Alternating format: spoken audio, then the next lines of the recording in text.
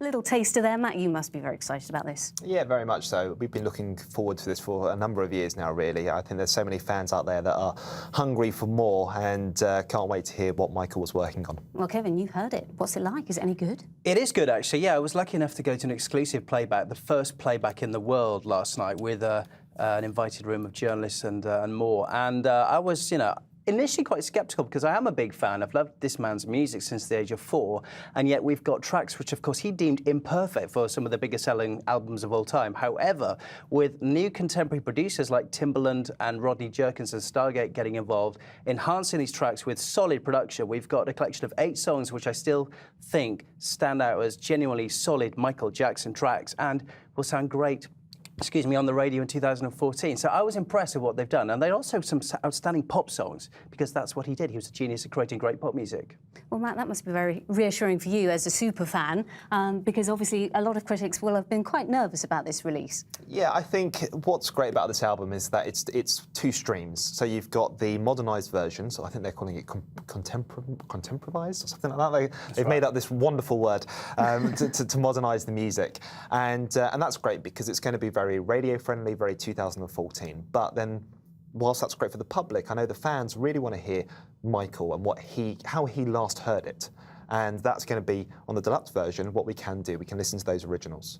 Well, why don't we have a listen to how we all think of Michael Jackson in his heyday? Let's have a look at Thriller. Let's have a listen.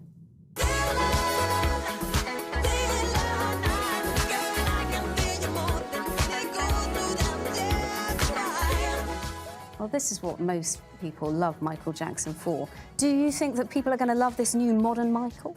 Well, millions of fans around the world decided to pay tribute to Michael when he died in 2009 by downloading millions of copies of his singles and albums. He's the biggest selling artist of all time. So I think he's got a new generation of fans. It's interesting how many under-20s have now become fans of Michael Jackson since 2009. They would like and are intrigued by this new music, but I think his fans, obviously his loyal fans and fan base worldwide, will be out downloading on iTunes, pre-ordering this album and buying this CD of Escape and wanted to hear what he created in the studio. I mean, his benchmark, his threshold for quality was so high, and yet these songs could be released by anybody in the world today. Your Beyoncé's, Kanye West and Justin Timberlake. I think they've got it right with this album, and it was just fantastic last night to hear that soaring vocal, the man at work in studios, and one of the great singers of all time. But Matt, what do you think? If Michael Jackson really wanted this to be heard, wouldn't he have released it while he was alive?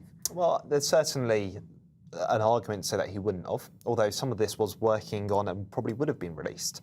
But obviously, time was cut too short for him. But I think what we have to take away here is that he probably wouldn't have been happy to have released stuff that he hadn't finished. But at the same time, in his passing, I'm sure he would have wanted his legacy to continue. And this really is the best way to be able to do that. So I think this is the right thing to do.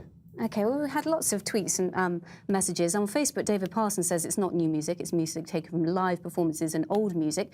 The music company are just money grabbers. Is that fair to say, do you think? Are people just cashing in on the Michael Jackson name? There are a percentage of fans who, of course, will be anti the release, as Matt said, and as your tweets and Facebook messages say, because it's, they'll be accused of money-making. But if we want his legacy to continue, we want to hear more music from Michael Jackson.